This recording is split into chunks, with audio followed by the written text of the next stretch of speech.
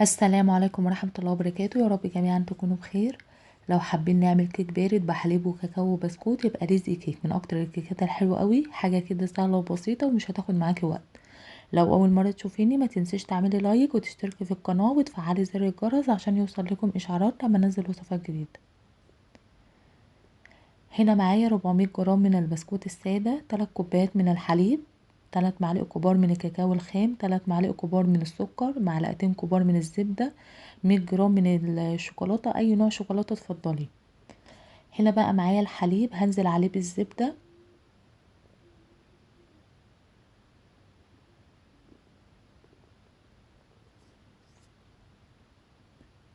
والكاكاو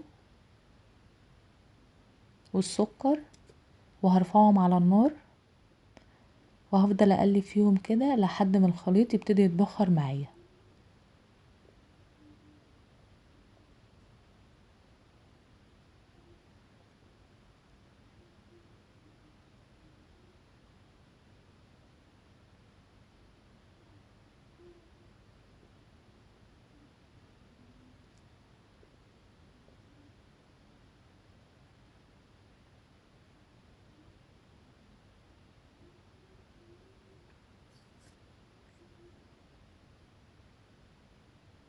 كده الخليط بقى جاهز معايا، هرفعه من على النار واضيف عليه 100 جرام من الشوكولاتة وهبتدي ان انا ادوبه بالشكل دوت، وبعد كده هسيبه يبرد تماما قبل ما هضيفه على البسكوت.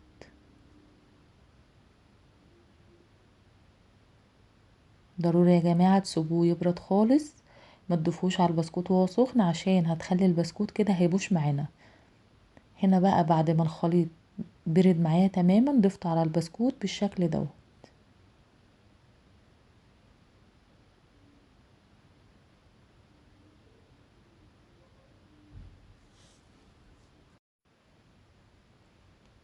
وهنقلب كويس وهنجيب من تحت لفوق زي ما انتوا شايفين كده.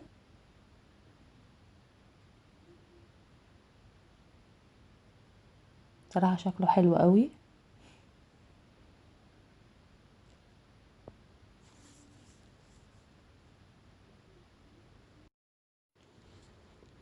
هنا بقى معايا صينية مقاس 20 قابلة للفتح، هبتدي ان انا اوزع الخليط بالشكل دوت زي ما انتوا شايفين، وضروري ان احنا نحط في الجوانب كويس عشان ما يبقاش فيه فراغ.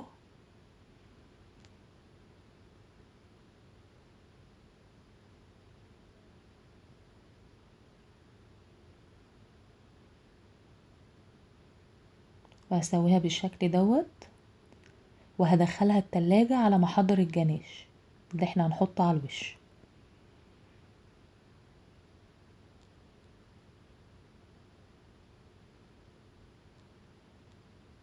هنا بقى معايا كوباية من كريمة الخفق، لو مش متوفرة هنحط نص كوباية لبن ونص كوباية قشطة، وهرفعهم على النار لحد ما يبتدوا يسخنوا معايا، ما تخليهمش يغلوا، انا عايزاهم يسخنوا بس.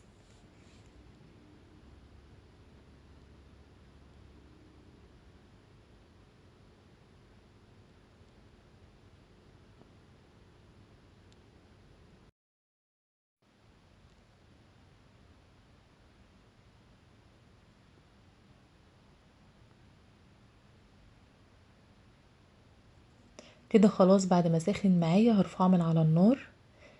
هنا بقى معايا 200 جرام من الشوكولاتة، انا ضفت شوكولاتة حليب على دارك، ممكن تضيفي حليب بس او دارك بس زي ما تحبي. هبتدي ان انا ادوبه بالشكل دوت.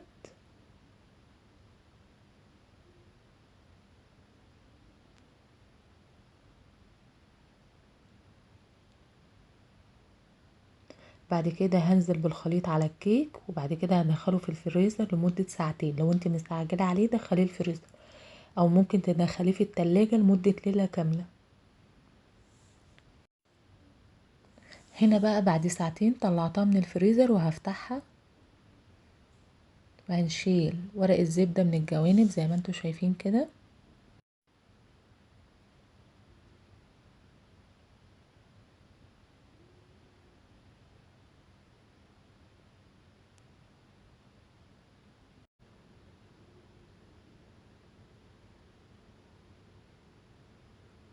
بعد كده بقى هرش عليها كاكاو خام، تقدري ان انت ما تضيفيش الخطوة ديت، تسيبيها زي ما انت كده من غير الكاكاو.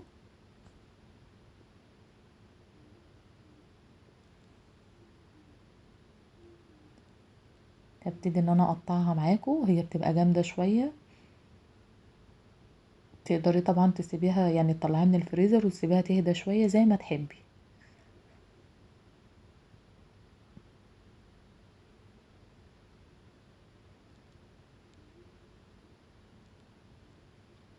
هنا بقى حطيت شوية من الفستق وحطيت كريز زي ما انتوا شايفين كده وقطعتها.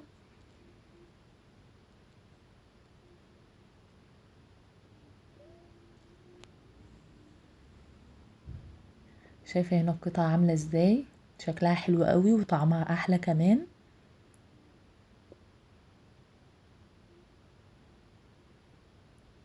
بتطلع معايا القطعة سليمة، مش متكسرة ولا متفتتة ولا اي حاجة.